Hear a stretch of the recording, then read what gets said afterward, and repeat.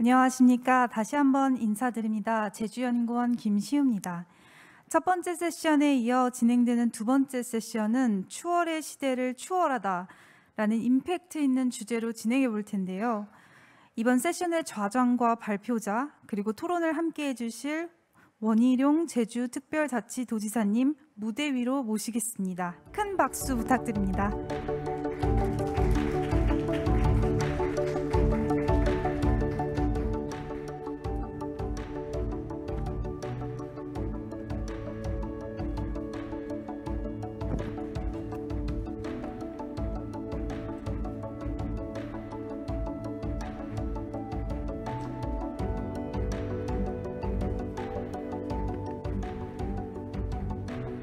네, 이번 세션에는 추월의 시대, 청춘을 위한 나라는 없다 한윤형 저자님과 추월의 시대 저자 겸 헬마우스 소속 하헌기 CP님 그리고 김종현 제주 더큰네일 센터장님의 발표를 먼저 듣고 원희룡 도지사님을 중심으로 자유롭게 토론하는 시간을 갖도록 하겠습니다. 그럼 본 세션의 사회를 맡아주실 TBS 명랑시사 이승원입니다를 진행하시는 이승원 MC님께 마이크를 넘겨드리겠습니다.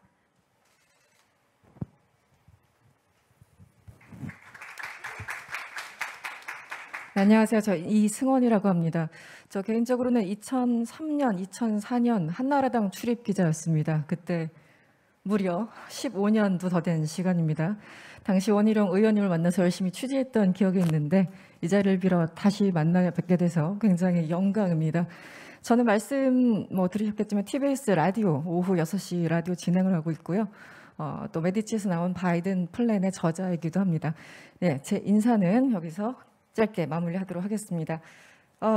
세션 지금까지 어떻게 들으셨는지 모르겠습니다. 일단 세 분께서 지금 발표를 준비하고 계신데요. 시간상 저희가 1시에 끝내야 됩니다. 원 지사님께서 어딘가를 또 가셔야 되기 때문에 1시에 맞춰야 되기 때문에 각각 발표는 조금 짧은 시간이 소요될 것으로 예상이 되고요. 저희들이 좀 양해를 부탁드리겠습니다.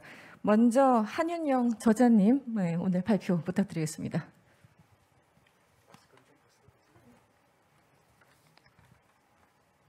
불편하시면 마스크 잠시 벗고 하셔도 괜찮을 것 같습니다. 네. 감사합니다.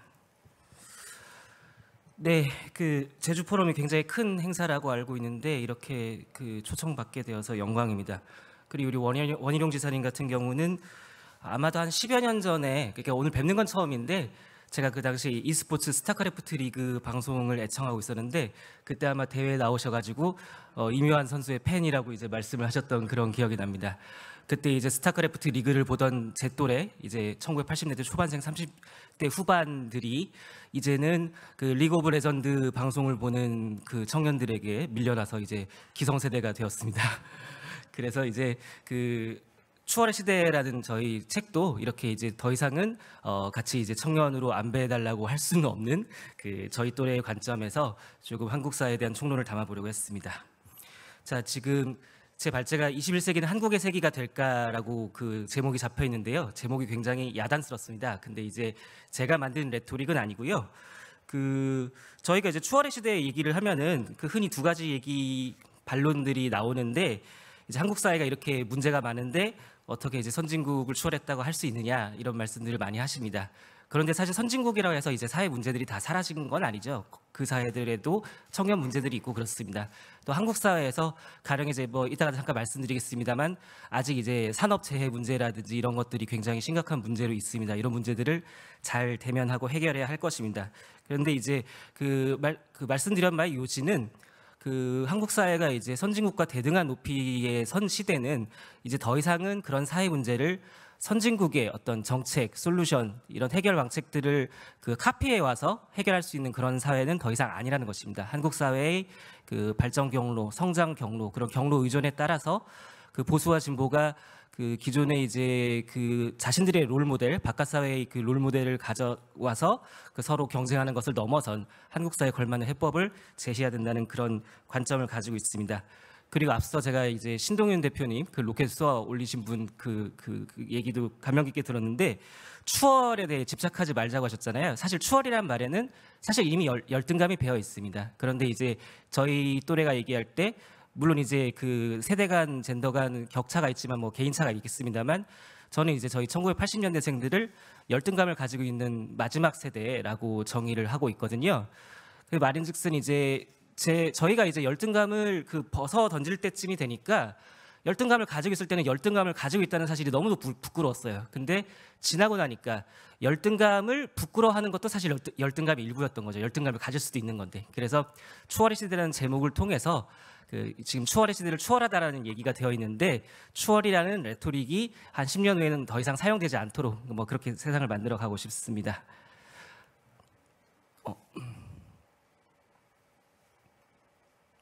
죄송합니다. 21세기는 한국의 세기라는 레토릭을 쓴 사람이 이제 코리안 쿨이라고 이제 한국 대중문화에 대한 그 책을 쓰신 저자인 윤희홍 님의 사실 레토릭이었습니다. 사실 저도 굉장히 놀랐었는데요. 근데 사실 이분이 이제 1970년대 초반생으로 알고 있는데 오히려 그 밑에 있는 인용문, 사람들이 한국을 쿨하다고 말하면 한국인을 싫어하며 거의 평생을 보낸 내게 항상 놀라운 이야기는 들린다. 사실 이 구절이 더 와닿았죠. 이제 열등감을 떨쳐내고 이분이 이제 그 미국 사회와 프랑스 사회에서 사신 거주하신 분으로 알고 있는데 한국 사회가 얼마나 이제 빨리 변화되고 그 세계 속에서의 인식이 달라지는지를 보여주는 그런 그 구절이라고 볼 수 있겠습니다.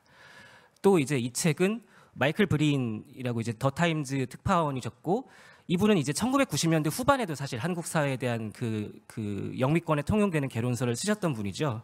그리고 한 20년 정도 지나서 개작을 하셨는데 1980년대부터의 이제 경험을 통해서 그 한국이 자기 나라인 영국으로 돌아가면은 영국에 있는 친척들은 뭐 노스 코리아인지 사우스 코리아인지도 모를 그런 시기부터도 본인은 굉장히 한국이 얼마나 역동적인지를 보았고 뭐 그 결과의 누적으로 지금 같은 어떤 성취가 일어났다는 그런 얘기를 하고 있습니다. 그리고 한국 사회 사람들이 대부분 굉장히 이제 비관적으로 자기 나라의 미래를 전망했지만 본인은 그렇지 않다고 말씀하고 계신 거죠.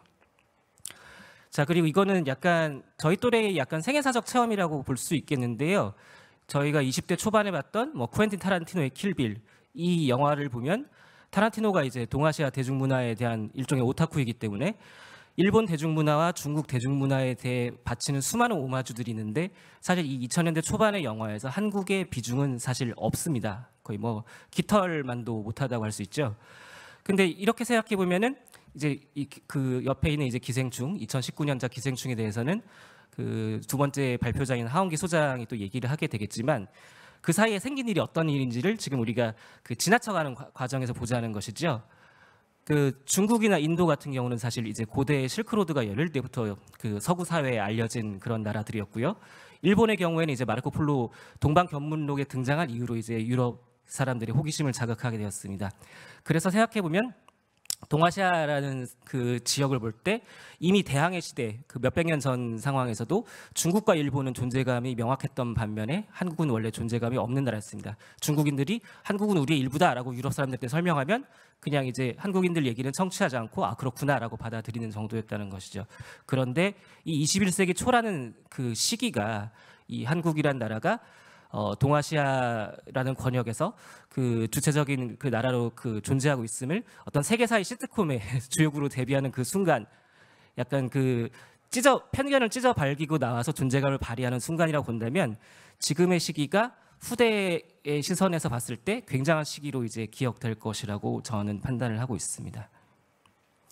그리고 이제 그 삼성전자는 예외적 기업인가라는 제목을 달았는데요. 지금 삼성전자와 SK 하이닉스가 반도체 산업에서 가지고 있는 패권은 그 여러 가지로 얘기됩니다만 다른 재벌들도 LG전자가 월풀과 경쟁하고 전기차 시대에 그 현대 기아차가 적응하고 있고 그리고 이제 한화 디펜스가 방산 기업이지만 이제 항공우주 얼마 전 미사일 사거리도 풀렸습니다만 항공우주 그 기업으로 성장하고 있는데 삼성전자의 성공이 그 예외적인 사례가 아니라 그러니까 한국 사회가 지금이 정점인지 아니면 좀 더 올라갈 수 있는지를 두고 얘기해 볼 때 저는 이제 그 후자라고 판단을 하고 있는 것입니다.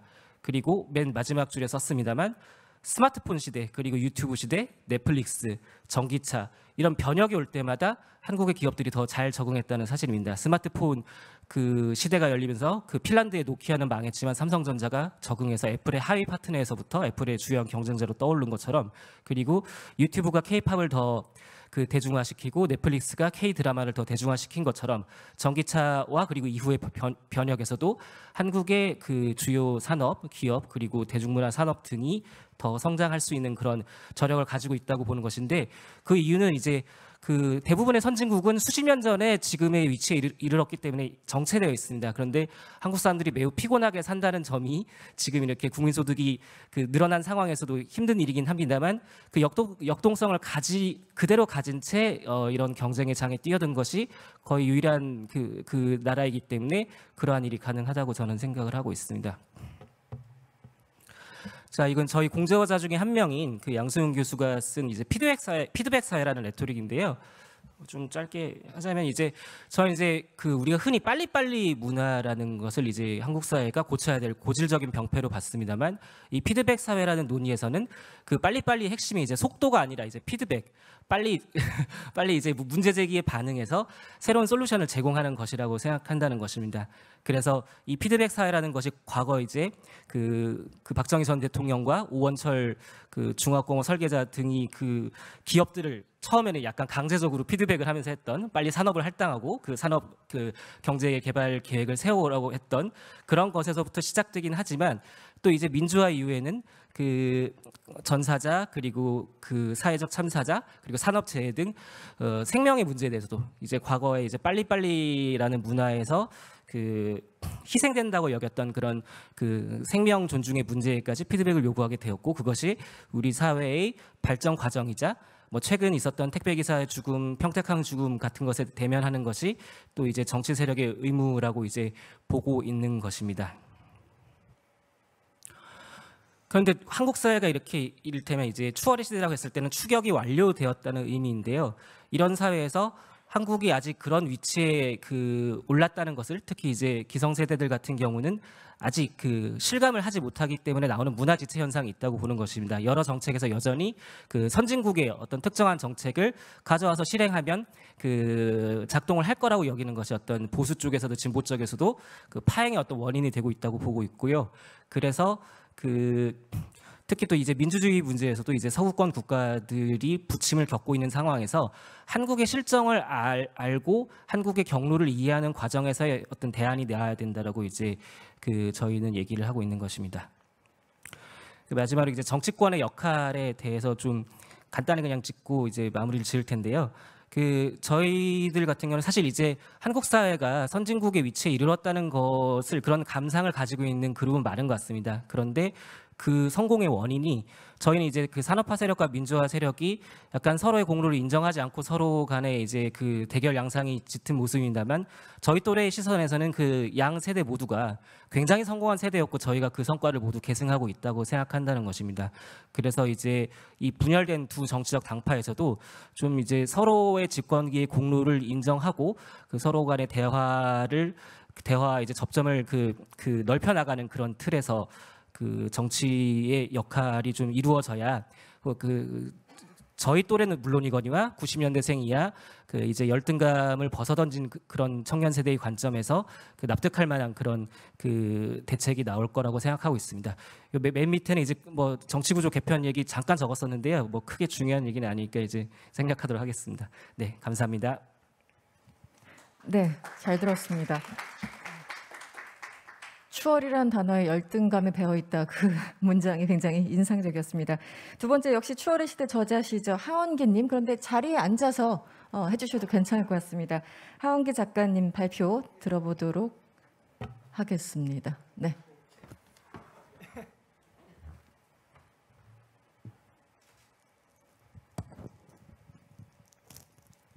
예, 안녕하십니까. 하헌기라고 하고요. 저는 이제 새로운 소통 연구소라는 걸 만들어서 평소에는 이제 매체 칼럼을 쓰거나 뭐 방송에 나가서 아는 척을 하거나 아까 전에 이제 헬마우스 CP라고 소개돼서 되게 부끄러웠는데 뉴미디어도 조금 운영을 하면서 이런저런 사회적 소통 방식에 대해서 좀 연구를 하고 있는 중입니다.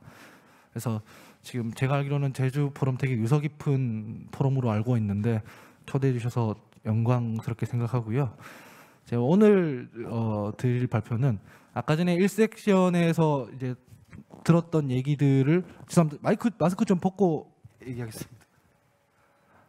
들었던 얘기들의 혹시 반복이 아닐까 이런 걱정도 되는데요. 이제 세대입니다. 세대인데 어떤 세대냐? 제가 여기서 뜬금없이 모두가 MZ 세대 얘기를 하니까 저는 색다르게 한 386 세대에 대해서 얘기하겠습니다. 이러면 뜬금없잖아요. 그래서 저도 사실은 MZ 세대 얘기를 하려고 들고 왔습니다. 제가 요즘 MZ 세대 얘기를 들으면 들을수록 색다르워요. 너무 새로운 얘기들이 많이 나오고 이제 우리 원희룡 지사님께서도 얼마 전에 아까 전에 얘기했던 그 비트코인 얘기하시면서 언급을 해주셨는데요. 일단은 MZ 세대 하면은 저희가 책에서는 세대 구분을 이런 식으로 좀 해뒀었는데 보통 여기 빨간색으로 쳐져 있는 요 부분을 보고 여기 있는 구성원들 코호트 집단을 보고 MZ 세대라고 하죠. 80년대생, 90년대생 이후 세대. 이건 뭐 원래 MZ 세대에서 M은 밀레니엄 세대인데 왜 M이냐 그 Y 세대라고 하더라고요. X, Y, Z 해서 그 순서대로 뭐 해서 G 세대인 거고 그걸 이제 M으로 바꿔가지고 MZ 세대라고 하던데 요 세대의 특성을 보면 밀레니엄 세대 같은 경우에는 부모 세대가 이제 넥타이 부대들이죠. 넥타이 부대들이고 요 50년대생들이 그의 부모 세대쯤 되는 분들이 이제 전후 세대나 산업화 세대인 거죠. 특성을 말씀드리자면 산업화 세대에는 시대적 과제가 그 왜 영화에 보면 그런 거 나오지 않습니까? 우리 아들은 뭐 군교 잘 안 되지 않습니까? 이러면서 열심히 일하고 이제 먹고 사는 문제, 한국의 경제, 산업화 이게 이제 시대적 과제였던 세대인 거고요. 다른 이제 지금 G세대의 부모는 소위 말도 많고 탈도 많은 이제 부모 세대가 386 세대인 거죠. 여기 이제 386 세대로 치면은 비판적인 시각으로 보는 분들은 저때 뭐 삼저라고 해가지고 금리도 낮고 뭐 달러도 낮고 이래서 호황을 누렸던 세대 아니냐라고 하지만 동시에 사회적으로는 이제 군부 독재에 맞서서 민주화를 했던 세대입니다. 시대적 과제가 민주화를 만드는 그런 역할을 가지고 있었던 세대죠. 그래서 MZ 세대는 어떤 세대냐? 그 두 세대가 쌓아 올렸던 성과를 동시에 누린 첫 세대입니다. 그러니까 태어나 보니까 자유가 있었고 태어나 보니까 경제가 발전돼 있었던 세대인 거죠. 그런 특성이 있습니다. 그래서 다른 시대적 과제를 아마 가진 세대가 될 거예요. 지금 됐다고 하기보다는 될 건데 이걸 영화로 읽으면은 이런 식인 겁니다. 제가 살짝 흉내를 냈지만 보통 이제 어르신분들 혹은 산업화 세대 선배님들이라고 표현하겠습니다. 그분들은 영화 국제시장을 보면 향수에 젖으시죠. 우리가 이렇게 공동체를 위해 헌신했고 열심히 이제 일을 했다 이렇게 얘기를 하시고 또 민주화 세대 선배님들은 뭐냐면 우리가 자유를 찾기 위해 열심히 운동을 했다 이런 식으로 이제 하면서 1987 영화를 보면서 눈물을 짓곤 합니다. 물론 저 영화에는 생략된 부분도 있습니다. 사실은 자유만 찾기 위해 운동을 했던 건 아니죠. 실제 사회주의 혁명하려고 했던 분도 계셨으니까. 근데 뭐 그런 디테일을 빼고서라도 요 두 세대의 시대적 과제는 어쨌든 산업화와 민주화에 있었다. 그러면 MZ 세대가 처해 있는 현실은 어떤 거냐? 과연 1987이나 민주화 그 세대, 386 세대들은 아직도 예전처럼 뭐 자유, 독재 이런 레토릭을 쓰지 않습니까? 근데 이제 실제로 그런 현실에 처해 있는 건 아니에요. 그래서 그런 얘기를 하면 할수록 사실은 안 와닿을 겁니다. MZ 세대가 처해 있는 현실은 이겁니다. 기생충이죠. 위에 보면 상 받았다는 표시가 있죠. 칸에서 이제 칸에서만 받은 게 아니라 오스카상도 받았고 해서 보통 기생충을 얘기할 때는 어떤 식으로 얘기하냐면 야 이거 봐라 한국이 이제 한국 문화가 여기까지 올라왔다. 서구에서 세계적으로 인정을 받는다.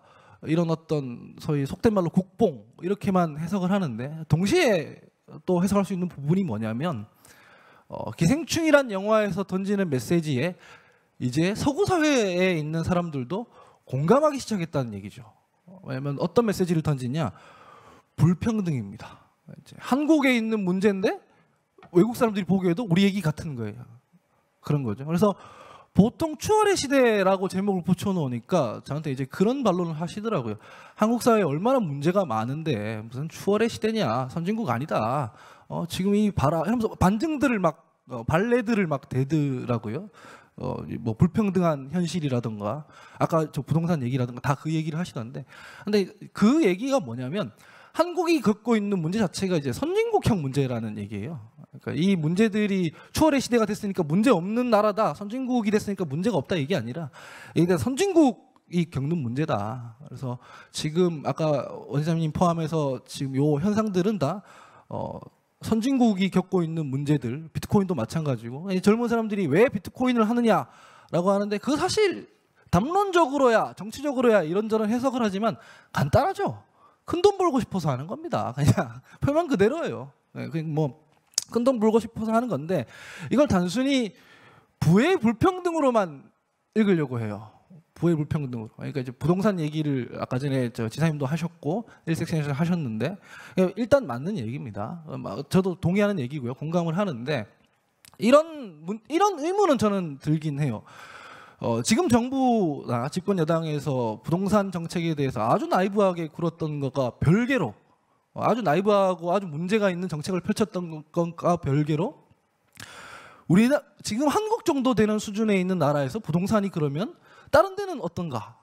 1위부터 10위까지 쭉 G10에 들어가 있는 나라들을 보면 다 비슷비슷합니다. 사실은 영국도 비슷하고 미국도 비슷하고 다 찾아보면은 다 10억대고 막 그래요. 심지어 베트남 같은 데 보면 치앙마이 이런 막 7억 이러잖아요. 사실은 다 비슷비슷합니다. 한국 같은 나라, 한국만 문제인 게 아니라 선진국들 펼쳐보면 다 그 비슷한 문제가 펼쳐지고 있고, 어떻게 돼 있냐면 구글 다니고 하는 사람들이 자기 그 소득의 한 30% 이상을 그 임대료로 써요. 렌트비로. 그러니까 가처분 소득이 확 줄어드는데 그냥 다 그러고 산다는 거거든요. 그래서 문제가 없느냐 이 얘기가 아니라 다 그러고 사는 와중에서 한국만 유독 2030들이 이 문제에서도 화를 내더라는 거죠. 제가 이걸 주목하고 싶은데요. 그러니까 부의 불평등 넘어서 이게 있는 겁니다. 그러니까 다른 나라 같은 경우에는 이제 포기하고 사는 부분이 있는데 우리 같은 경우에는 이제 뭐랄까 이 전 세대에서는 이미 막차라고 하잖아요. 막차 탔다라고 하잖아요. 전 세대에서 누렸던 것들을 왜 우리는 못 누리냐. 이런 기회의 불평등을 얘기를 하기 시작했다는 거죠. 이게 뭐냐면 긍정적인 부분인데요. 한국이 아직 역동적인 나라라는 겁니다. 우리 세대에도 집 가질 수 있어. 왜 못 가져? 이런 어떤 역동성이 있는 나라라는 거죠. 그래서 이게 해석을 하면 열심히 일하고 좋은 대학 가서 취직해서 돈 벌고 중소기업, 중견기업에서 한 10년 정도 일하면 연봉 5천만 원 정도 벌지 않습니까? 그럼에도 불구하고 지금 한계가 명확하다. 우리는 지금 이렇게 열심히 일해서 돈을 벌어서 내 집 마련의 꿈 이런 거를 이제 추구하는 걸 배웠는데 이 삶의 빌드업 방식 자체가 다 파괴됐습니다. 그런데 다만 선진국들과 달리 우리나라에서는 가만 안 있죠. 바로 이렇게 나옵니다. 가만 안 있습니다. 아까 사무직 노조 하시는 분 얘기도 있었는데 바로 이렇게 저항을 하기 시작하는 겁니다. MZ세대는 어쨌든 간에 기존의 룰도 그로 인한 결과도 그로 인해 벌어질 미래도 받아들이지 않는다. 그래서 이렇게 지금 어떤 새로운 활동들을 하면서 이 역동성으로 과거의 프레임들을 파괴하고 있다. 이제 빨리 지금 시간이 없어서 해야 될 것 같은데요. 그래서 이 세대의 어떤 과제는 뭐냐면 제가 생각하기엔 룰의 재구성입니다. 지금 룰 자체가 다 깨졌으니까 우리가 새로 만들겠다는 거거든요. 그걸 압축할 수 있는 단어가 공정이죠. 공정입니다. 현상도 벌어지고 있어요. 뭐냐면은 보면은 이분이죠. 공정 하나 가지고 사실 지금 돌풍 일으키고 있지 않습니까? 현상입니다. 그렇다고 해서 아직 정돈된 게 아닌 게 비판도 받죠. 왜냐면은 이게 공정을 딱 정리한 어떤 새로운 틀을 만든 게 아니라 어쨌든 아수라장이 벌어지고 있는 상태에서 문제 제기를 하고 있는 거라서 이제 비판도 벌어집니다. 그래서 여기에 대한 비판도 있지만 이 비판이 잘 안 먹혀요. 이분이 얘기할 때 보면은 야, 너 젠더 갈등 가지고 이런 얘기를 하면 어떡하냐. 지금 상황을 봐라. 초등학교에서는 여자 교사가 더 많고 중학교에서 교사는 반반, 고등학교 교사는 남자가 더 많다. 뭐 이런 식으로 얘기를 하잖아요. 이게 왜 안 통하느냐? 사실이 아니거든요. 15년 전 얘기를 하고 있는 겁니다. 팩트가 아니에요, 팩트가. 그러니까 저런 얘기를 해도 젊은 세대가 들으면 구시대적인 얘기로 자꾸 비판을 한다는 거예요. 이준석 그 당대표 후보가 비판받을 만할 비판할 수 있죠, 민주국가에서. 근데 비판하더라도 팩트로 해야 된다는 건데 이게 자꾸 옛날 얘기를 하고 있는 겁니다. 그래서 이제 새로운 시대에 맞는 불평등 보장 방식이 필요한 거고요. 이 얘기만 할 게 아니라 요 과정으로 갈 때는 갈등이 벌어지죠. 그럴 때는 갈등 조정을 해야 되는 겁니다. 근데 보통 정치권이나 언론에서는 불평등 보정만 얘기하고 갈등 조정에 대한 얘기를 안 해요.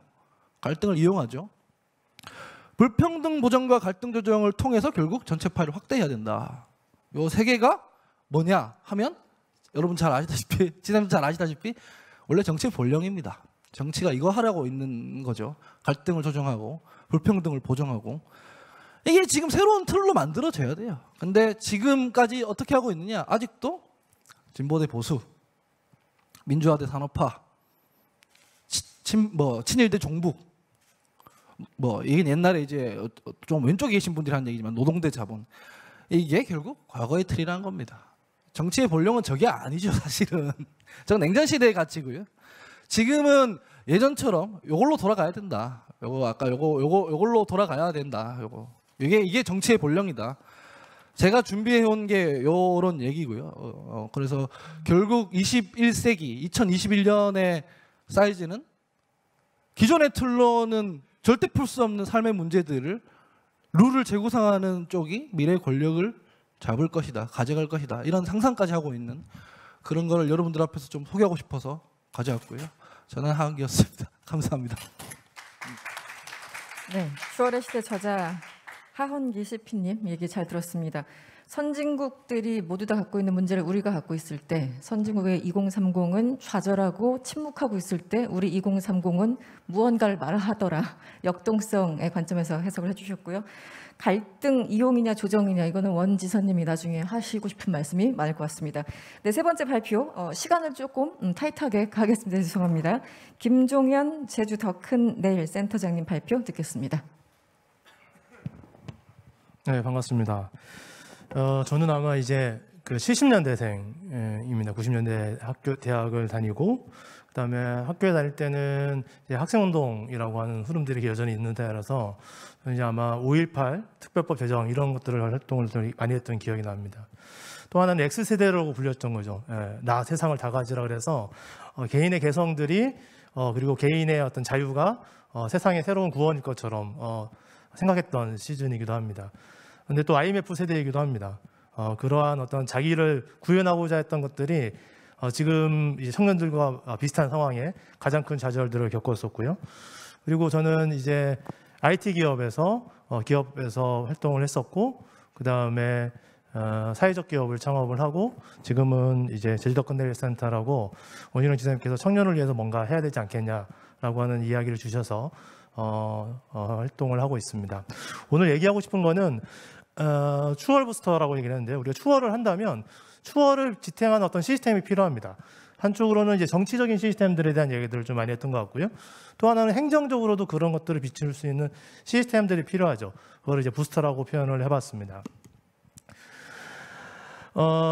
시대 정신이라는 이야기들을 많이 합니다. 이제 독일의 관념론 철학자들이 이야기를 했다라고 하는데요.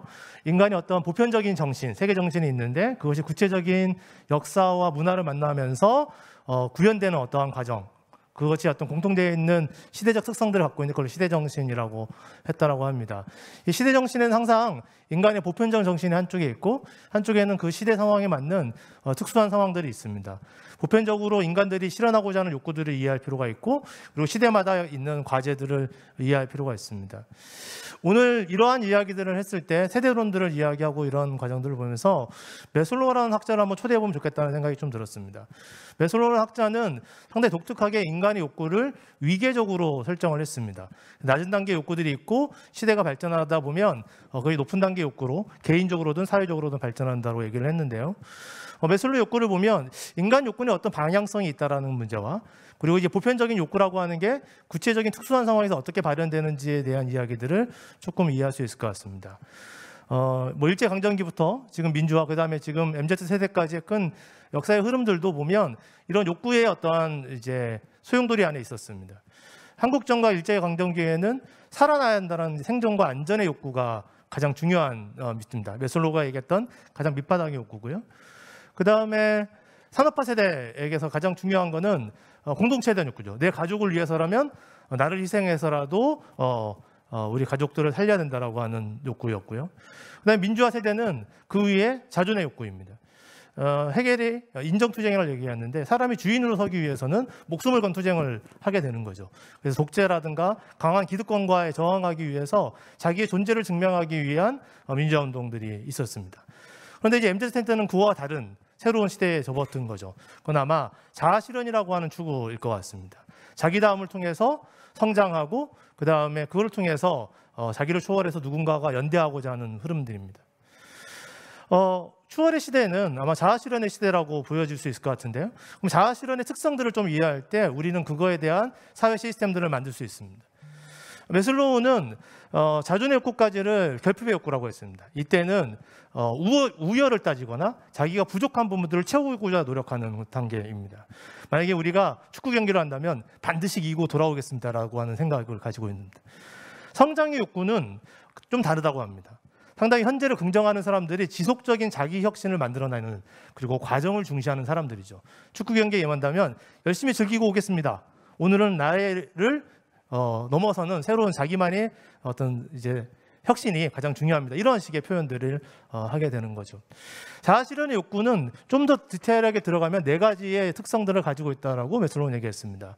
첫 번째는 호기심이 많다. 새로운 지식적인 알을 추구한다. 두 번째는 예술성, 그러니까 새로운 아름다움을 추구한다.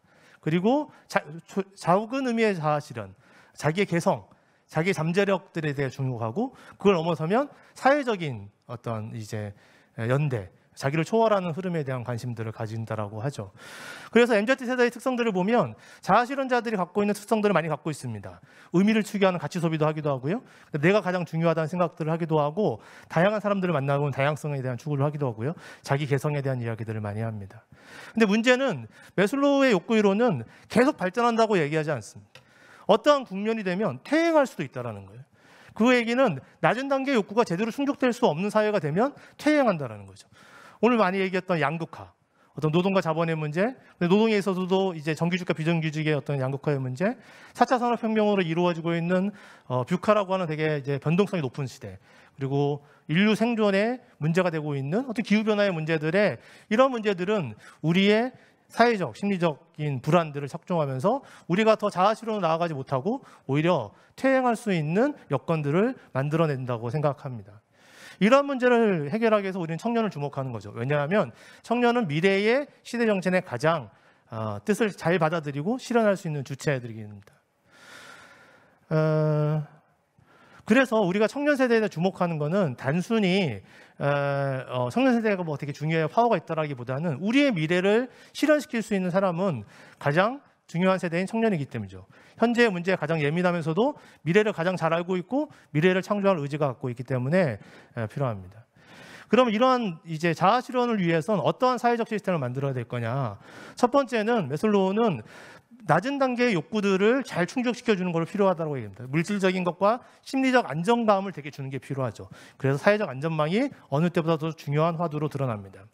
근데 밑에 욕구가 잘 충족됐다고 해서 높은 단계의 욕구로 올라가지 않습니다. 높은 단계의 욕구로 올라갈 수 있는 동기부여를 하는 시스템들이 상당히 중요한데요. 그것들을 하기 위한 몇 가지 조건들이 있습니다. 첫 번째는 메타인지라고 해서 객관적으로 세상을 이해할 수 있느냐입니다. 메타라고 하는 건 무엇 위에 있는, 생각 위에 있는, 아니 뭐뭐 위에 있는 뭐뭐에 대한 이런 뜻인데요. 자기의 생각의 프로세스를 객관화돼서 들여다볼 줄 아는 상황이 되고요. 이런 메타인지는 설명을 통해서 누군가에게 자기가 설명할 때 늘어난다고 합니다. 그래서 발언하게 시키는 거죠. 그래서 발언하게 하는 학습이 가장 좋은 학습이라고 얘기를 합니다. 그리고 창의적이고 혁신적인 지향을 하는 과정에서는 반드시 실패에 대한 것들을 극복하는 과정이 필요한데 한쪽에는 성공에 대한 어떤 성취감과 한쪽에서는 실패했을 때 회복을 탄력하는 부분들이 상당히 필요합니다. 이런 것들은 불확실성에서 스스로를 도전하게 만드는 어떤 프로젝트 기반이라든가 아니면 자기주도성이 매우 중요하죠. 그리고 자아실현자들은 개성과 다양성을 매우 중요합니다. 그래서 인습과 문화에 대한 것들의 강요에 저항한다라고 매슬로우는 이야기를 했습니다. 그리고 이러한 사람들이 성장을 하기 위해서는 홀로 하는 것들이 아니라 커뮤니티를 형성을 해야 되고, 그리고 자율과 책임과 연대라는 조직 원리를 구현할 줄 알아야 된다라고 이야기를 했습니다. 그래서 만든 것이 제주도에서는 제주도권 레일센터입니다. 원희룡 지사님의 공약에 따라서 만들어졌고요. 저희들이 하고자 하는 것들은 일자리 문제를 혁신하고자 하는 건데요. 일자리 문제를 혁신하기 위해서 가장 중요한 것들은 단순히 어떤 일자리를 공급하냐의 문제가 아니라 일자리를 만들어낼 수 있는 인재를 육성하는 측면. 청년들이 스스로 내일을 만들 때 비로소 제주의 내일이 만들어진다라고 하는 청년 중심의 사회혁신 전략입니다. 전국 최초로 가장 강력한 청년 소득 지원 활동을 합니다. 그래서 월 150만 원의 소득을 보장하고요. 그 다음에 프로젝트 기반 학습으로 혁신적인 교육들을 하고 청년들이 일자리를 가질 수 있는 기간 동안에 다양한 것들을 보장하는 청년 보장제 실험들을 합니다. 그래서 협력과 문제 설정과 해결하는 능력, 그리고 소명의식과 자기주도성이라고 하는 자아실현자의 특성들을 실현할 수 있는 교육들을 진행을 합니다. 매년 150명을 선발하고 있고요. 그중에 25%는 제주도 밖에 있는 청년들이 제주에 들어올 수 있도록 유도하는 작업들을 하고 있습니다. 소득을 보장하고 자기 스스로의 표현하는 학습을 진행을 하고, 그다음에 취업과 창업을 연계하고 커뮤니티를 형성하는 과정들을 하고 있고요. 총 2년 과정입니다. 6개월은 교육을 센터 내에서 프로젝트 기반으로 하고 6개월은 경험하고 12개월은 실행하는 단계로 만들어져 있습니다. 6개월 동안 정말 다양한 과제들을 청년들이 스스로 토론합니다. 저희가 이 교육 과정을 만들었을 때 많은 분들이 시간표를 내놔라. 소득지도 지원하는데 왜 시간표가 없냐? 우리는 과제만 있습니다. 나머지는 청년들이 알아서 문제를 해결하는 과정으로 구성되어 있다라고 얘기를 드렸는데요. 잘 잊지는 못하더라고요. 토론하고 발표하고 발표를 하는 걸로 6개월의 시간들이 흘러갑니다. 그리고 나서 자신의 취업과 창업을 위해서 창업, 창직, 그다음에 취업을 위한 지원의 시간들을 만들어 나가고 있습니다. 기간의 동안 저희가 6개월마다 청년들을 선발하고 있는데요. 4기까지 선발하면서 매번 경쟁률이 올라가서 한 5대1 정도의 경쟁률입니다. 저희는 향후 이 150명이 아니라 더 많은 청년들이 보편적으로 이러한 기회들을 누릴 수 있어야 된다고 생각을 합니다. 청년들이 이제 지식을 주입하는 시대가 아니라 토론하고 서로 마주보고 그리고 발표하고 무대에 설 수 있고 심지어 그 실행을 지원하는 시대가 돼야 된다고 생각을 합니다. 네, 감사합니다. 네, 잘 들었습니다. 김종현 센터장님. 조금 속도를 내기 위해서요. 각 그 플로어에 계신 분들 한 분 한 분 올라와서 한 1분 정도 질문을 주시고 바로 거기에 대해서 지사님을 비롯해서 여기 무대에 계신 분들 답변을 짧게 듣도록 하겠습니다. 한 분야당 한 5분 정도 소요가 될 것으로 일단 예상이 됩니다. 네, 추월의 시대 저자시죠? 백승호 저자님 올라와 주시죠. 네.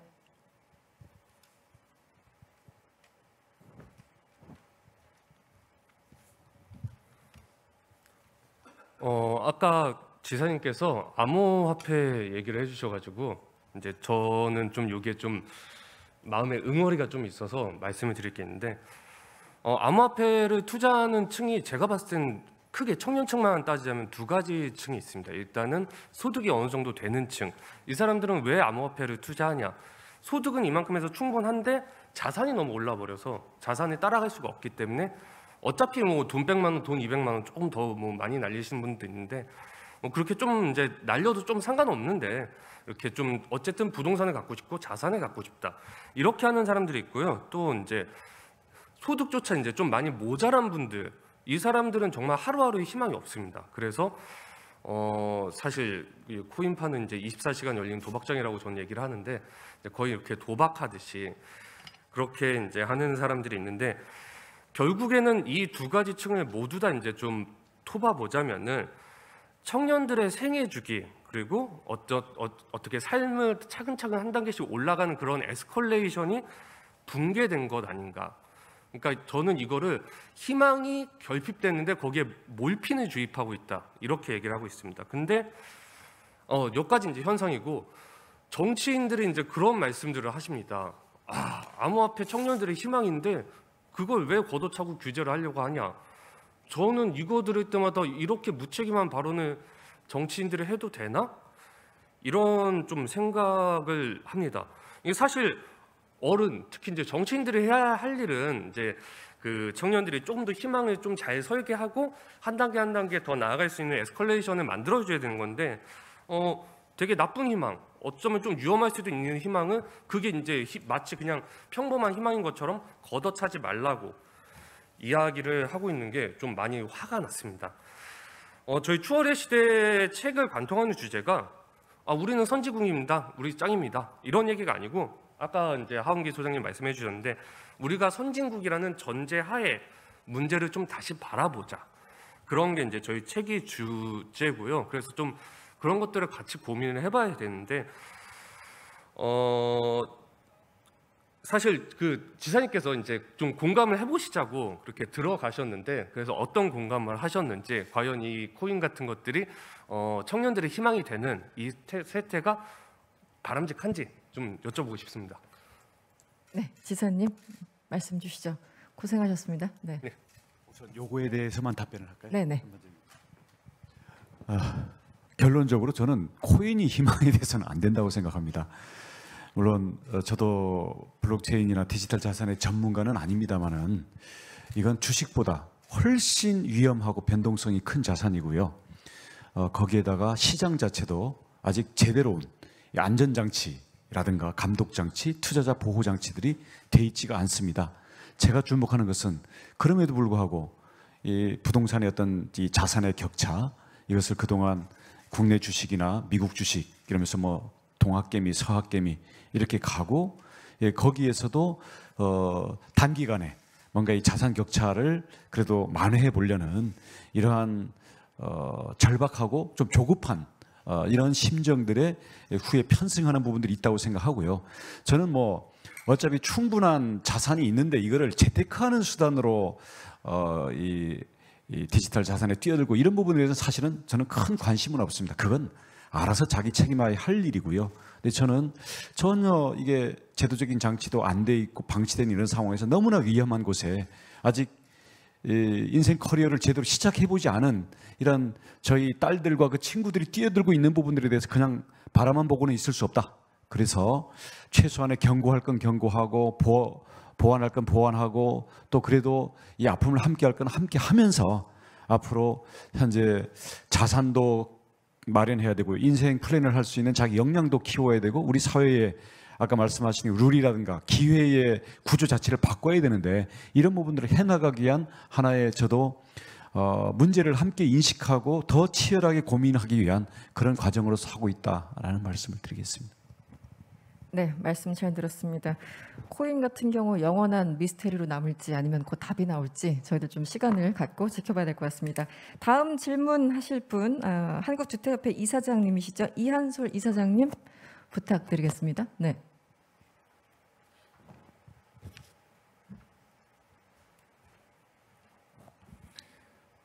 오늘 이 자리에 와서 이거 하라고 이야기 들어서 사실 준비된 건 따로 없고요. 저희 앞에 청년 오픈 마이크라고 하는데, 제가 지금 하는 일은 시행시공사들 공공개발하시는 분들 조정하는 일이다 보니 제가 전에 민달팽이 활동할 때는 좀 이런 거 잘 어울리긴 했는데 지금은 좀 세대 교체 당해가지고 저희가 제가 좀 맞는지는 잘 모르겠지만, 일단 20살 돼서 민달팽이라는 청년주거 조직 사회적 기업이랑 시민단체 창립하고 뭐 한 10년 넘게 같은 영역에서 쭉 활동해온 사람으로서 지금이 LH 투기 이후에는 가장 부동산 이슈가 한국 사회에서 그 어느 때보다 중요해진 시점이라고 생각하고 있습니다. 특히 예측 가능성에 대한 부분을 고민할 수밖에 없는데요. 뭐 해외에서도 당연히 지금 부동산 가격 다 뜨고 있고 이걸 모르는 건 아닌데 한국의 차이는 그런 것 같습니다. 예전엔 용산 같은 데 가면 호구 잡힌 듯한 판매를 당했고 동대문 가도, 지금은 선진국이 된다는 거는 정찰제도 있고 내가 예측 가능하게 소비도 하고 체계화가 된다는 것인데, 부동산은 아직도 전세제도로부터 시작되는 어떤 투기의 과정이나 혹은 그 세입자로 살 때 예측 가능성들이 부족하다는 것이 실질적으로 어쨌든 이게 조금 더 나아가는데 그 방향을 잡고 있다기보다는 과거에 좀 그치고 오히려 그걸로 인해서 더 양극화를 심화시키고 있는 요소라고 보고 있는데, 그래서 어쨌든 이건 이대로 두면 안 되는 건 명확한 것 같습니다. 그랬을 때 그냥 토론이 필요한 것 같아서 말씀드리면, 어쨌든 조세제도 대출 제도 그리고 거기에 진입하지 못하는 세입자들이 어떻게 살아가야 되는지는 여기 계신 분들 각자가 오피니언 리더들이시기 때문에 입장이 필요할 것 같아서 이런 것들을 이번 기회에 좀 더 철학을 이야기해 주시는 요청을 드려보겠습니다. 네, 고맙습니다. 지사님. 네. 부동산 관련해서는 정말 하고 싶은 얘기가 많으실 것 같은데요. 네. 네, 길게 얘기하면 뭐 끝이 없을 거고요. 짧게 핵심만 말씀드리면은 저는 우선 오늘 내가 들어가 살 집, 그리고 인생을 놓고 내가 좀 안정되게 구입하고 싶은 집, 이 두 가지 우리 욕구에 대해서 국가가 합당한 반응을 해야 되는 거거든요. 그래서 오늘 들어가 살 집, 이런 부분에서는 임대차 보호라든가 아니면 공공임대주택을 짓는 것들, 또 1인 가구들에서 자기의 삶의 형태에 걸맞는 그런 살 위치에다가 다양한 형태의 주택을 공급하고, 특히 이것은 주거 복지 차원에, 주거 안정 복지 차원에서 국가가 공공 부분에 커야 된다. 이런 부분 전적으로 동의합니다. 이 부분은 꾸준히 돼야 되는 거고요. 선진국도 어차피 그런 차원에서 접근을 하고 있고. 근데 이제 논쟁이 많이 되는 부분이 과연 내 집 마련을 하는 부분들을 어느 정도 인정을 하고 지원할 거냐인데, 저는 전적으로 지원해야 된다고 생각을 합니다. 이것은 우선 자기 소득, 그다음 대출이라는 것은 미래의 소득으로 갚는 거니까 지금 현재의 소득과 현재까지의 저축과 미래의 소득, 이걸 놓고서 자기의 어떤 욕구나 자기가 감당할 수 있는 능력과 인생 계획에 맞게 이걸 공급할 수 있어야 되는데요. 지금 너무 값이 오르다 보니까 문제가 되는데, 아까 우리 민달팽이 조합처럼 저는 다양한 형태의 저렴한, 그리고 다양한 지분 형태의 주거들을 공급해야 된다고 생각합니다. 지금 연구하고 있는 것은요, 예를 들어서 공공의 토지나 또는 공공에서의 어떤 규제 완화, 또는 공공에서 용적률 인센티브를 준 이런 것들에 대해서는 사실은 가격을 떨어뜨리든지 주거 복지에 이런 의무들을 부여하면서 공급을 해야 될 거라고 생각을 하고, 저는 예를 들어서 신혼부부다 또는 청년층이 이제 주택을 구입하는데 지금 너무 올랐잖아요. 그러면 저는 예를 들어서 반값 주택을 그냥 반값으로 공급하겠다는 것은 사실 현실 가능성이 별로 없거든요. 그리고 지금은 건물만 분양 이런 형태들도 있는데 의외로 국민들이 인기가 없어요. 구상은 좋은 것 같은데. 그래서 사실은 우리 유럽 사회민주주의식으로 접근하는 국가 소유라는 것에 대해서 우리 국민들이 자립 욕구가, 우리 자기 소유 욕구가 우리 국민들이 아주 강합니다. 어찌 보면 이건 저는 우리 국민의 강점이라고 생각하는데, 이거에 맞게 예를 들어서 국가 지분과 개인 소유 지분을 좀 같이 섞어서 한다든지 다양한 형태의 모델들 저희 연구도 하고 있는데요. 그래서 다양한 형태의 내 집 마련 욕구에 대해서 지원하는 이런 대출, 세제, 공급 정책이 함께 가야 되고요. 대신 1가구 3주택 이상의 다주택자들은 예를 들어서 임대사업자면 임대소득을 철저히 거둬야 되겠고요. 그렇지 않고 사실은 지금 투기의 사각지대로 돼 있는 부분들에 대해서는 당연히 저는 개발 이익이라든가 투기 이익들을 환수해가지고 이런 부분들이, 왜냐하면 다른 사람들이 기본권으로 살아야 될 집 또는 공정 가격으로 장기적인 그냥 우상향 정도로 돼야 될 이 주택 시장 자체를 교란시키면서 다른 사람들을 희생시키고 있는 거거든요. 이거는 시장 경제랑도 안 맞기 때문에 이런 부분들에서는 강력한 투기 억제가 가야 된다고 생각합니다.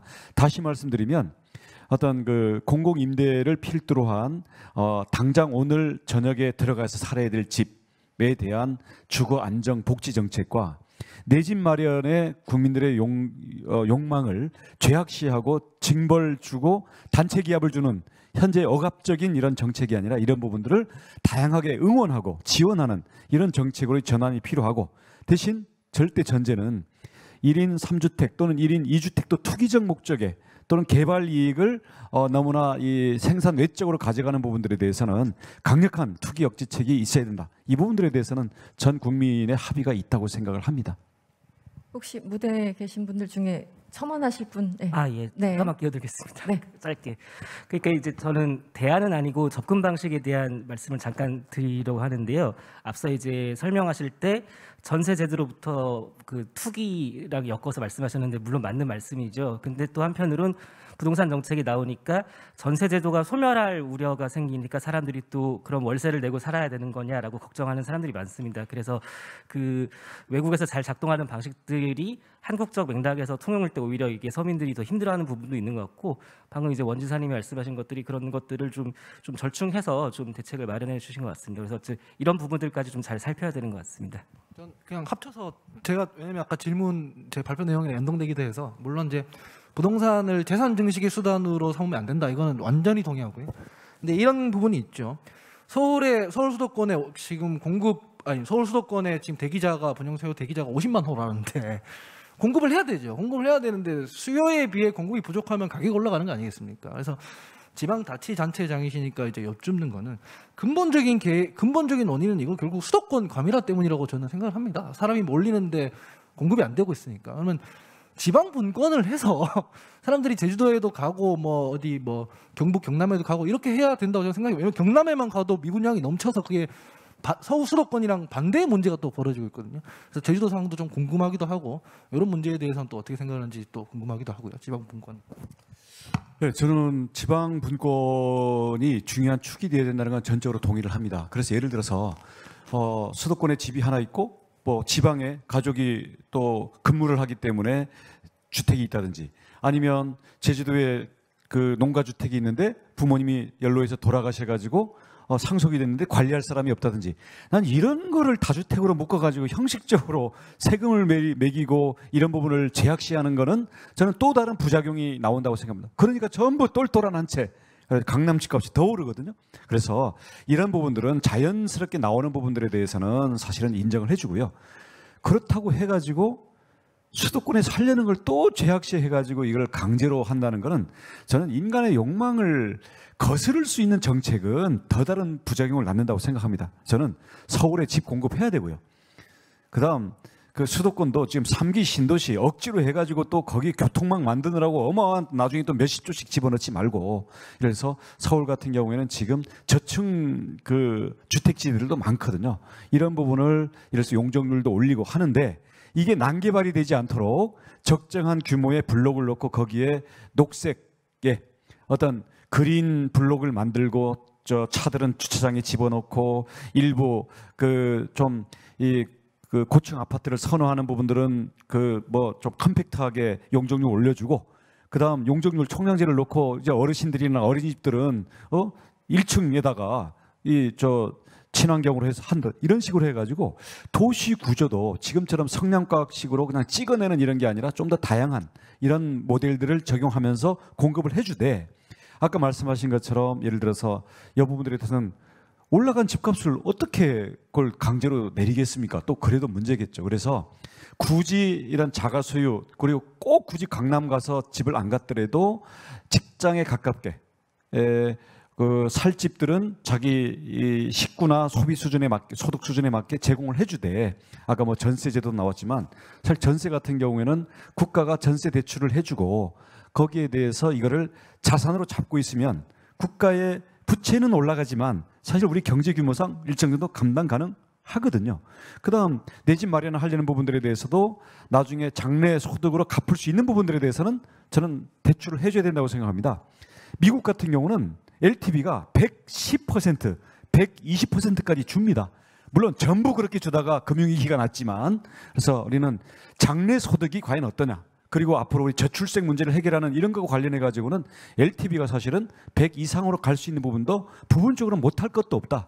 이런 부분들에서 저는 획일적으로 그냥 금리가 싸니까 전부 좀 담보 잡아가지고 그냥 LTV 90까지 줬다가 나중에는 이게 하우스 푸어를 만드는 이런 부분들에 대해서가 문제인 거지, 이런 부분들에 대해서는 실사구시 그리고 국민들의 욕구나 형편에 맞게 다양하게 해주면서 한 방에 해결은 못할 것 같고요. 근데 제가 결론적으로 드리고 싶은 말씀은 지금 청약에다가 다 목을 걸고 있는데 당첨될 가능성이 거의 없잖아요. 그래서 지금 우리 변창흠 지금 물러났습니다마는 장관 바꾸니까 갑자기 전국에 83만 택지를 공급하겠다고 그러더라고요.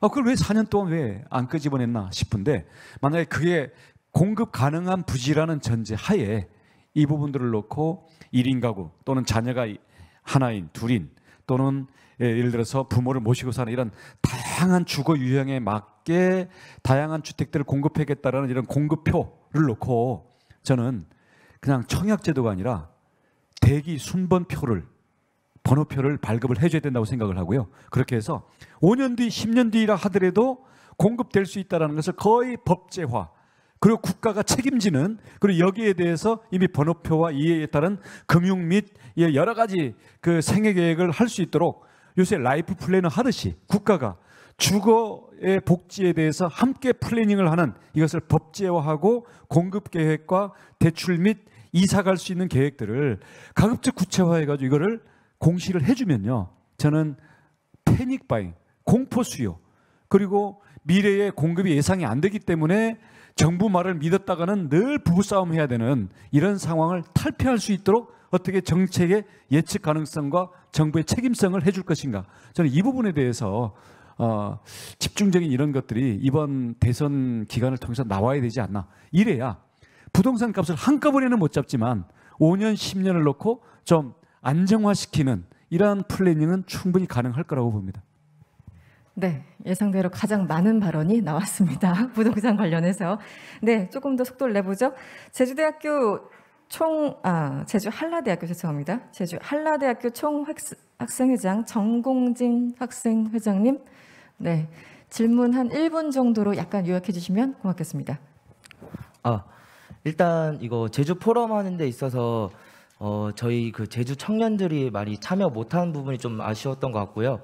그 다음에 제가 이제 취업 진로 관련해서 아까 패널을 말씀드렸는데 실질적으로 이제 지사님이 임기가 한 1년 정도 남은 걸로 알고 있습니다. 그 동안에 저희 청년들에게 할 수 있는 정책이라든지, 그 다음에 지금 진행되고 있는 사업, 뭐 더 큰 네일센터라든지 다른 그런 것들이 저희 제주 청년들이든 아니면 아까 25% 이상이 타지에서 오게 되는데 그분들한테 어떻게 좀 더 효과적인 홍보를 할 수 있는지에 대해서 질문 드려보고 싶습니다. 네. 이렇게 다 질문하는 줄 몰랐어요. 그럼 제가 짧게 답변할게요. 우선 우리 김종현 센터장님 계십니다만은 더 큰 네일 센터는 이 취창업에 대한 교육 훈련과 소득 보장을 결합시킨 하나의 모델이거든요. 저는 정말 좋은 결과가 나와가지고 이게 더 많은 예산과 더 많은 네트워크를 가지고 더 많은 청년들에게 기회를 줄 수 있도록 확대돼 나갔으면 좋겠다는 생각이고요. 근데 확대하려면 이게 일회성이 아니라 지속 가능해야 되고 실질적인 성과가 나오면서 이게 순환 펌프 역할을 해줘야 되거든요. 그런 면에서 워낙 열심히 잘해주고 계시기 때문에 이 부분에 대한 지속적인 투자와 응원을 해야 된다라는 말씀을 일단 드리겠고요. 그다음 우리 현재 청년센터 같은 경우가 여러 가지 청년들의 예를 들어서 취업할 때 뭐 하다못해 면접 보러 갈 때 뭐 양복을 빌려준다든지 등등부터 해가지고 청년들의 원탁회의에서 나오는 실질적인 그 요구사항과 이 사업 아이디어들을 갖고 하나하나 청년들이 주체가 돼서 실천들을 하고 있습니다. 그래서 이런 부분을 지금 청년 일자리 재단이랑 연결시켜 가지고 지금 이걸 대대적으로 키우는 작업들을 하고 있는데, 청년 원탁회의 그리고 일자리 재단 속에 들어가 있는 어떤 청년센터의 사업 확대 이런 걸 통해 가지고 지금 우리 한라대나 우리 제주도에서 말씀하시는 이런 내용들이 청년들이 제안하고 또 청년들이 참여하고 누리는 경험하는 이런 것들에 대한 어떤 피드백 결과를 가지고 사업들을 확대해 나갈 수 있는 이런 틀들을 더욱더 적극적으로 만들어 놓도록 하겠습니다. 제 임기 내에. 네, 혹시 센터장님 덧붙이실 말씀 있으신가요? 네. 저희가 이제 소득을 보장하고 혁신을 만들어내는, 그러니까 이제 안정성을 주면서도 미래를 지향하는 이 두 가지를 동시에 하고 있는데, 이게 기존에 잘 이제 대립적인 형태였죠. 보장을 해줘야 된다. 너무 이렇게 미래 이런 거 이제 해야 된다, 이렇게 뭐 강요하면 안 된다 이런 게 있고, 보장을 해주면 일을 안 할 거야, 뭐 이러한 이제 우려들이 있는데, 오히려 탄탄한 어떤 이제 심리적 안정의 소득 보장과 혁신을 추구하는 것들이 두 가지의 바퀴처럼 동시에 굴러갈 수 있다라고 하는 것들을 이제 실험을 하고 있습니다. 근데 이제 조금 더 다양한 형태의 청년 세대가 가지고 있는 고민들을 또 나눠야겠다는 생각이 있습니다. 왜냐하면 지금은 이제 취업과 창업의 진입에 대한 이슈만 합니다. 근데 지역에서는 진입한 후에도 계속적으로 성장할 수 있는 조건이 안 됩니다. 왜냐하면 서울이나 이런 데는 대기업들이 있기 때문에 사수도 있고, 그 다음에 여기서 성장하면 또 여러 가지 가능성들이 있는, 여기는 기업도 영세할 수도 있고 실패할 수 있는 가능성이 기업마다 너무 크기 때문에, 그러면 이제 재직자라든가 이후에도 지속적으로 성장 가능한 어떤 트랙들을 만들어야겠다. 그러니까 본인이 건실한 노동을 통해서, 혁신적인 노동을 통해서도 충분히 성장할 수 있는 시스템들을 지자체가 보장해야 된다. 이것이 아마 이제 앞서 얘기했던 일자리 재단이라고 하는 틀입니다. 그래서 아마 덕근데일 센터가 한번 만들어지는 과정도 한 번의 큰 혁신이었겠지만, 위에 일자리 재단이 만들어지고 나서 지역에 있는 다양한 일자리와 이제 혁신에 관련된 문제들을 좀 더 포괄적으로 안정적으로 접근하는 시도까지를 아마 이제 지사님이 해주시리라고 이제 생각을 하고 있습니다. 네. 네, 고맙습니다. 이제 온라인으로 연결 한번 해볼까요? 제주대학교 현경준 총학생회장 연결돼 있나요? 네, 질문 좀 주시죠. 네, 한라대 총학생회장도 그렇고 아무래도 두 총학생회장이 제주도 출신이어서 그런지 저도 제주와 관련된 질문을 조금 준비를 했습니다. 저는 참여와 권리를 담당을 했었는데요. 근데 이 참여나 권리는 결국 취창업과 관련된 문제로 갈 수밖에 없다고 생각을 합니다. 저는 도지사님한테 한번 이런 질문을, 좀 관념적이긴 한데 이런 질문을 한번 드리고 싶었습니다. 만약에 도지사님께서 재정 부담도 전혀 없고 또 그 뭐 여야 뭐 이런 정치적인 반대도 아무것도 없는 상황이라고 가정을 한 상태에서 청년들을 위해서, 지금 제주의 청년들을 위해서 가장 투자하고 싶은 분야를 하나를 마음껏 할 수 있다라고 하면 어떤 분야인지 한번 여쭤보고 싶습니다. 네, 질문 끝나셨죠? 네. 그 분야라는 게 어떤 산업이나 이런 분야를 말씀하시는 거라고 한다면, 뭐 여러 가지가 있겠지만, 저는 어차피 앞으로 모든 변화의 주축이 되는 것은 결국은 디지털 기술일 거라고 생각을 합니다. 디지털 기술이 기반에 있고 그 위에 어떤 데이터 또는 컨텐츠, 이렇게 갈 수가 있겠죠. 제주도에 예를 들어서 우리 다음 카카오 같은 기업이라든가 지금 여러 가지 어떤 이 에듀테크, 인공지능을 이용한 이런 데서 스타트업들도 많이 생겨나고 있는데요. 가장 예로점이 인재가 공급이 안 된다라는 거예요. 이건 제주도도 공급이 안 되지만 대한민국 전체로도 공급이 안 되고 있습니다. 일자리가 없는 게 아니라 만들 수 있는 일자리에 대해서 바로 투입될 수 있는 인재가 없는 거예요. 왜냐? 아까 우리 추월의 시대 내가 토론이 나오면 하려고 했겠지만, 지금은 디지털 시대는요, 정보와 경험 자체가 수직급커브 상승을 하고 있는 이 시대이기 때문에 어른이 경험자가 아니라 아이가 경험자고요. 관료가 경험자가 아니라 민간이 경험자입니다. 과거에 어른을 존중하고 정부가 국민들을 케어했던 이유는 그쪽에 경험과 정보가 몰려 있었기 때문이거든요. 기술이 있었고. 근데 지금은 아닙니다. 거꾸로입니다. 그래서 오히려 경험이라는 것이 갖는 힘을 생각했을 때는 어른이 아이들한테 배워야 되고, 지금 우리 개발도상국에서 태어나고 경험한 세대들이 선진국에서 태어나고 자란 세대들한테 배우고, 그들이 마음껏 펼칠 수 있는 기존의 자산과 기회의 장벽을 허물어서 이걸 마당을 깔아줘야 되는 그런 입장이거든요. 그런 점에서 봤을 때는 제주도 같은 경우도 마찬가지라고 생각합니다.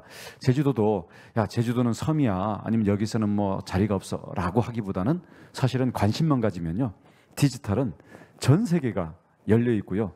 지금은 또 그 사이버 메타버스 공간 안에 앞으로 미래의 컨텐츠와 미래의 비즈니스와 미래의 산업과 미래의 모든 우리의 사회, 삶의 라이프 스타일 형태가 지금 계속 지금 신선하게 생겨나고 있거든요. 난 여기에서는 사실은 차별이 없다고 생각합니다. 그래서 우리 제주도 학생들 같은 경우가 어쩌면 지리적으로나 그동안 여러 가지 전통 산업 부분에서는 불리한 점들이 많았지만, 앞으로 디지털 그리고 무한 연결의 초연결의 이 사회에서는 이걸 어떻게 기회로 전환시킬 수 있는가, 이런 부분들에 대해서 관심을 더 가졌으면 좋겠고요. 우리 행정이나 우리 어른들도 이런 부분들, 그리고 기존 산업들도 이런 부분들에 대해서 좀 더 초점을 맞춰야 실질적인 미래 준비가 진도가 나가지 않을까, 저는 그렇게 생각하고 있습니다. 네, 잘 들었습니다. 온라인 한 번 더 연결해 볼까요? 고려대학교 김수연 국제학부 학생 연결돼 있으면 질문 주시죠. 저는 작년에 클라이밋 스카우트로 활동하면서 기후변화에 대해 관심을 가지고 공부해 볼 수 있었는데요. 이 기회를 빌어서 한국의 기후변화 대응 및 대책에 대해 여쭤보고 싶습니다. 독일에서 최근 기후변화법이 기후위기에 대응하기 불충분해서 위헌이라는 판결이 나왔고, 프랑스 또한 헌법에 기후위기 관련 조항을 삽입하려는 움직임이 하원을 통과한 상황인데, 대한민국 또한 국제사회, 특히 선진국의 기조에 맞추어서 국회와 정부 차원에서 이런 움직임 내지는 조치가 필요하다고 보시는지 궁금합니다. 또한 일전에 카드 피해자들을 위해 프로보노로 소송을 승소하셔서 28억 정도 되는 금액을 서민들에게 돌려주었다는 뉴스를 본 적이 있는데, 혹시 청년들을 대표해서 기후 소송을 맡아주실 생각이 있으신지 궁금합니다. 예, 감사합니다. 제가 짧게 답변을. 그 독일 연방 헌법재판소에서 그 기후 변화법에 대해서 위헌 판결을 내렸어요. 핵심은 지금 세대들은 쓸 거 다 쓰고 그 부담은 전부 다음 세대에게 넘기고 있다. 지금 우리 대한민국도 마찬가지거든요. 지금 탄소가 한 7억 2천만 톤이 나온다 그래요. 이거를 2050년까지 제로로, 배출량과 이 흡수량을 합쳐서 제로로 만들겠다고 한 건데, 이걸 매년 같은 비율로 줄이면 2030년에 한 37% 지금보다 줄여야 돼요. 그러면 1년에 2천만 대 차에서 배출되는 탄소를 줄여야 되는 이런 상황이에요. 그래서 지금 벌써 우리 김상현 원장님이 2008년에 녹색 성장이라는 대한민국 비전을 제시하고 GGI 만들 이때부터 지금까지 사실은 크게 진전이 없었거든요. 10년 동안 크게 진전이 안 되는데 앞으로 30년 동안 이거를 다 죽이려 되겠다는 거기 때문에 국제사회에서 자, 어떻게 이번에도 바이든 대통령이나 캐리 전 그 기후변화 특사가 어떻게 라고 하니까 이번에도 답변을 못했거든요. 그러면 결국은 굉장히 과격한 탄소 저감으로 갈 수밖에 없는데, 그러려면은 현재 우선 석탄이 문제고요. 왜 석탄이 문제냐? 우리 주변에 석탄 안 느끼는데 지금 충남에 있는 자그마한 석탄들은 지금 폐쇄 계획이 만들어졌는데, 강원도 삼척에 그 합친 것보다 더 큰 석탄 발전소가 이제 신규 계획이 돼가 추진이 되고 있어요. 이런 것들 때문에 지금 기후 악당 소리를 듣고 있는데요. 우선 이 석탄 발전과 석탄의 해외 수출, 그리고 해외에 해외에 자원 개발하는 것에 대한 석탄 금융, 이것을 중단하는 것부터 우선 해서 실천 의지를 증명을 해야 되고요. 그 다음에는 예를 들어서 태양광, 풍력, 여러 가지 에너지, 우리가 앞으로 전기의 사용량은 지금보다 몇 배 더 많아집니다.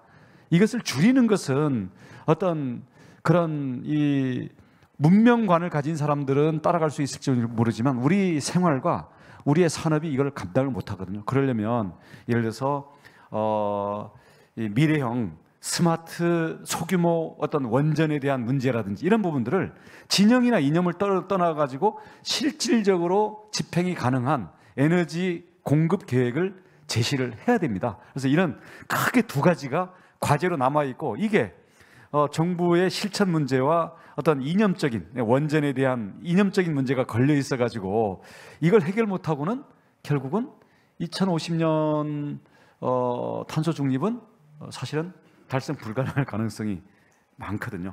근데 저는 어떤 이런 문제를 직시하면 그 다음에 이제 해답이 나올 수 있다고 생각하는데, 이런 점에서 이거를 또 다음 세대에게 넘겨서는 안 된다고 생각을 하고요. 앞으로 진행하는 걸 보면서 도저히 안 되겠다 그러면 제가 어느 법원에 소송을 해야 될지 잘 모르겠는데 제가 앞장서도록 하겠습니다. 미래 세대를 대변하는 제가 변호사 활동을 할게요. 네. 다른 변호 활동은 제가 지금 장롱에다 집어넣었지만 약속. 네. 원희룡 변호사님의 모습을 볼 날이 얼마 안 남은 것 같습니다. 네. 다음 차례가 역시 온라인이네요. 네. 공군 중위 출신이시죠. 지금 대학원생이시네요. 김동헌님 연결돼 있습니까? 네. 질문 주시죠.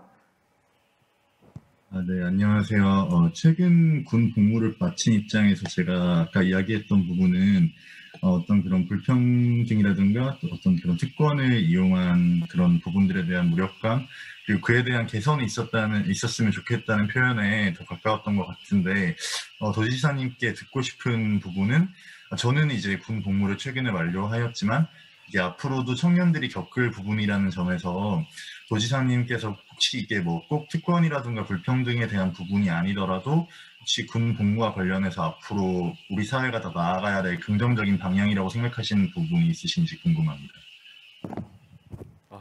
예. 저한테 집중이 되는데 아무래도 예, 짧게 답변. 저는 군 복무가 지금보다 사실 더 단축될 수 있는 방안을 찾아야 된다고 생각을 하고요. 그냥 막연히 줄이는 게 아니라 이거는 그래서 우리 군 전문가들 또 우리 군의 어떤 이 그 여러 가지 정책에 정통한 분들하고 제가 계속 이 내부적인 토론도 좀 하고 있기도 합니다. 그다음 더 중요한 것은 결국은 이 군에서의 경험들이 단순히 사회의 단절이 아니라 그리고 다른 친구들은 사회생활을 하고 있는데 이 부분에 뭐 희생만 하고 있다는 게 아니라 어떻게 보면 이 전문 사병제 있죠.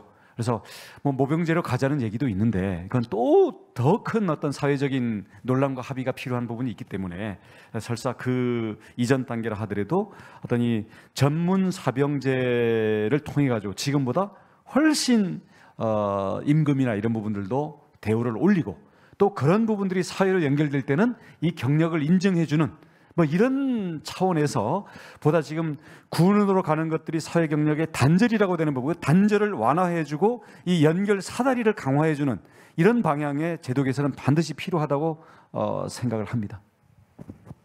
네, 그 많은 분야를 이렇게 촘촘하게 다루다 보니까 시간이 많이 흘렀는데요.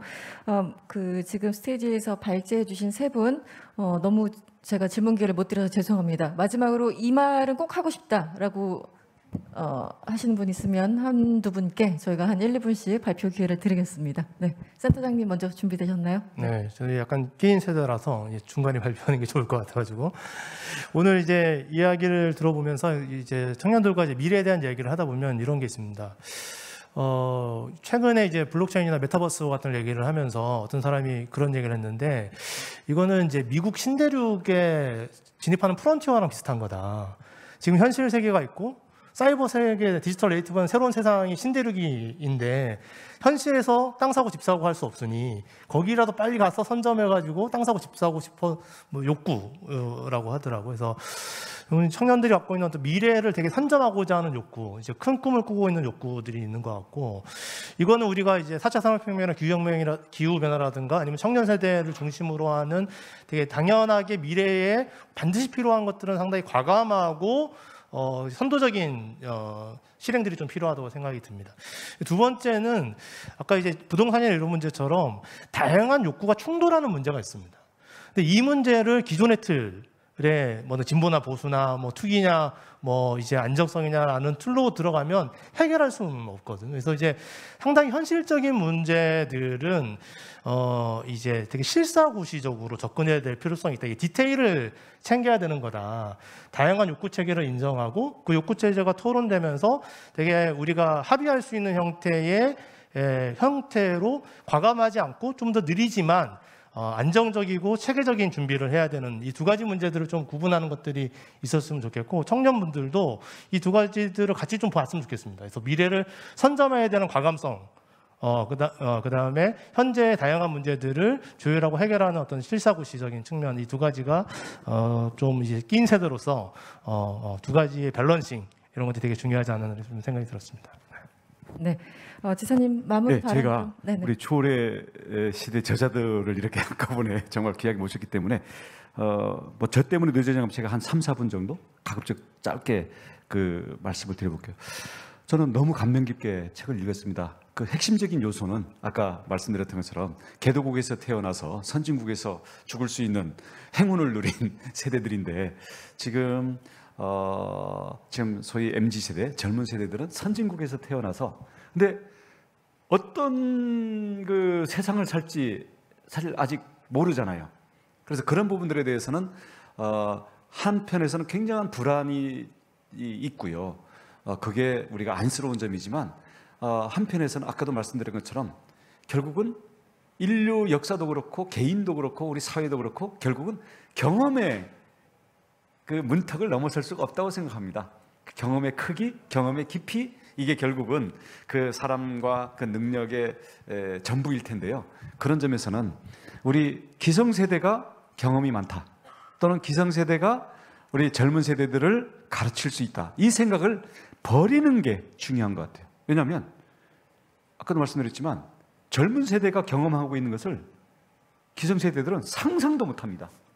특히 디지털이 가져온 변화. 그 다음, 우리는 정부 주도의 관료적인 성장을 해왔잖아요. 근데 관료들이 민간에서 어떤 일이 일어나고 있는지 상상도 못합니다. 제가 2년 전에 블록체인 특구를 제주도로 지정해달라고 추진할 때, 그때 블록체인 우리 실제 그래도 실체가 있는 회사들이 200개가 훨씬 넘었거든요.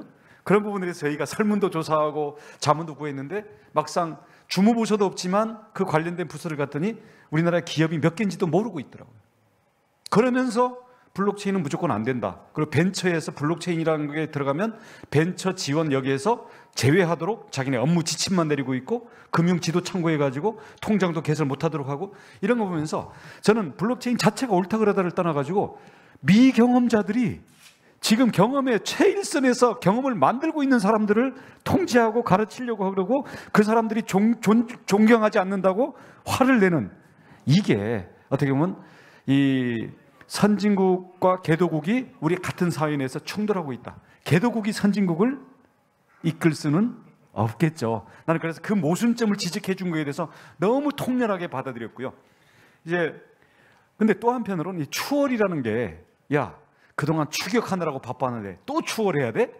아까도 우리 의미 있는 지적이 있어서 저는 그런 의미라고는 생각 안 합니다. 우리는 이미 선진국에 진입을 했고, 우리가 겪고 있는 문제는 선진국형 문제이고, 우리가 컨트롤 C, 컨트롤 V로 복붙해서 해결할 수 있는 문제가 아니다. 그리고 이미 누군가가 도전 직면해서 풀었던 문제를 우리가 하고 있는 게 아니라 문제 자체도 수평선상에서 접하고 있고 복붙할 수 있는 문제가 아니고 우리 스스로가 새로 고침해야만 풀 수 있는 문제들이다. 이런 부분에 대한 자기 진단이 중요한 것 같고요. 마지막으로 제가 말씀드리고 싶은 것은, 근데 이 과정에서 우리 특히 젊은 세대 그리고 대다수 국민들이 느끼는 문제는 사실은 생존의 문제예요. 생존의 절박함. 그리고 이게 어떤 자원이 많은 나라, 복지국가 시스템이 이미 돼 있는 나라, 또는 하다못해 국토라도 넓은 나라, 이런 나라들에 비해서는 국토도 좁죠, 수도권에 다 몰려 있죠, 자원도 없죠, 경쟁, 교육열은 높아서 경쟁은 어마어마하게 세죠. 그래서 세계에서 어떻게 보면 경쟁 밀도가 가장 높은 나라가 한국일 거다.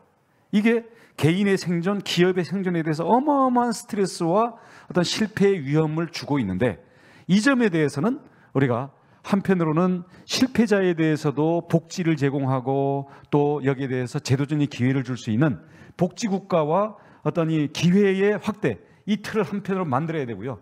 기존의 제조업 강국으로 해서 글로벌 리더들이 된 기업들이 독점화해가지고 새로운 이 도전자들의 기회를 또 뺏고 있는 이 부분도 우리가 독점을 타파해서 공정한 경쟁을 만들어야 되는데, 그렇다고 해서 경쟁 자체를 없애고 우리 안에 울타리에 안주해서 전 세계적인 경쟁, 또 디지털 신대륙으로 가는 그 경쟁의 동력 자체를 우리가 부인해서는 지금은 편할지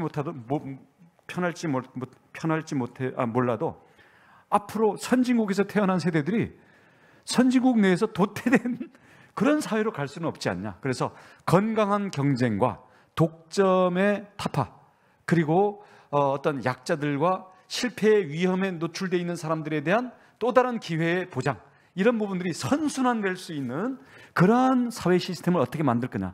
근데 이것은 기존의 진보 보수도 그 문제도 안 내놓고 답도 없고 또 그렇게 갈라서 할 수 있는 문제가 아니고, 어쩌면 기성 우리 세대가 지금 젊은 세대에게 답을 줄 수 있는 부분도 아니다, 이렇게 생각을 하거든요.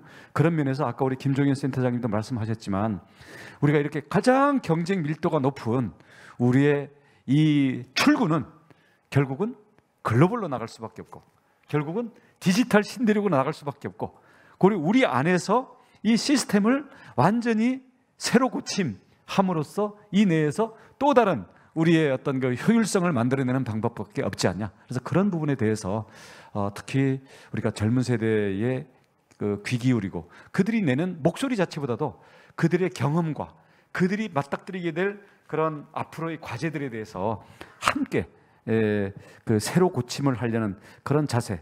그래서 저는 그런 것들이 아마 우리 추월의 그 시대 저자들이 던지고 있는 문제가 아니었는가 이렇게 생각을 하고요. 그러니까 그런 화두를 앞으로 양 진영을 보수 진보를 떠나가지고 꼭 진영을 고집하지 않으시죠? 예. 널리 전파하고 선도해 주시기를 부탁드리겠습니다. 저도 응원하고 동참하겠습니다. 네, 감사합니다. 감사합니다. 네, 16회 제주 포럼 프리 컨퍼런스였습니다. 3시간 가까이 이어진 이번 행사에 끝까지 참여해 주신 여러분 감사드리고요. 오늘 발표자분 그리고 원희룡 지사님도 물론 수고 많으셨지만 경청해 주신 더 많은 분들께 진심으로 감사드립니다. 저는 이승원이었고요. 오늘 행사 마무리하겠습니다. 고맙습니다.